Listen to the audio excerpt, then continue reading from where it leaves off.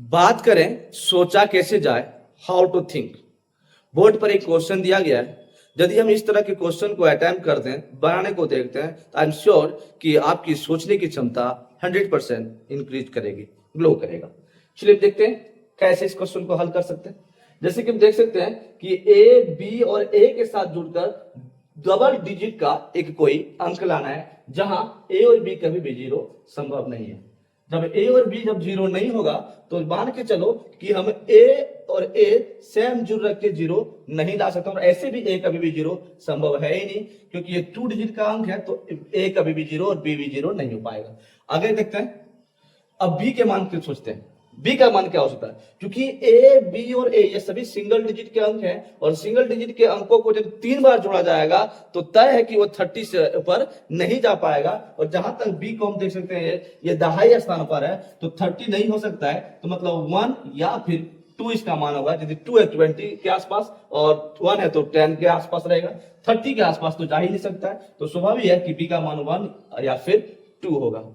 अब यदि हम बी को 2 रख के चलते हैं, यदि बी को 2 रख के चलते हैं तो स्वाभाविक है कि बी जब 2 होगा तो ये 2 डिजिट का यदि अंक आता है तो 2 यदि रख के चलते हैं, सोचते हैं कि इसको क्या रख सकते हैं, ए क्या रख सकते हैं, तो सेम ए रखना है, सेम ए रख के फिर एक लाना है, सेम ए लाना है, तो कोई भी अंक नहीं दिखेगा जो सेम चीज आकर और 2 के साथ जुटकर हमको ये सेम आ जाए।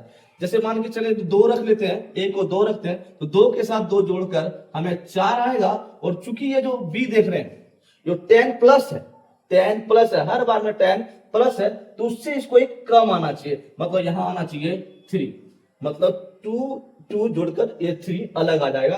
किसी भी हाल में ये संभव नहीं है। इसी तरह किसी भी और अंक को सोचेंगे तो संभव नहीं है। हाँ, भले 9 के बारे में सोचें तो 9 9 18, 9 और 9 18, और हमने बी को यदि हम 2 मान के चले हैं तो कितना हो जा रहा है 20। फिर तो बी का मान 0 होने वाला है, सॉरी ए का मान 0 होने वाला, और पहले बता दिया गया कि ए का मान 0 संभव नहीं है। तो किसी भी हाल में ये भी अंक 9 हो सकता है, लेकिन बी का मान 2 संभव नहीं है।